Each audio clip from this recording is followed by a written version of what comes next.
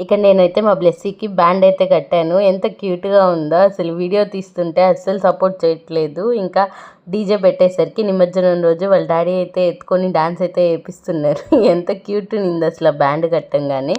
ఇంకా దేవుడిని అలా తాకిచ్చి ఇంకా నైట్ ఊరేగిస్తారు కదా! అలాగా మా ఇంటి దగ్గరికొచ్చాక మేమైతే హారతి ఇచ్చాము. అలాగే ఇంకా నైట్ ఎర్లీ మార్నింగ్ 3 అయిపోయింది అసలు నిమజ్జనం చేసేసరికి.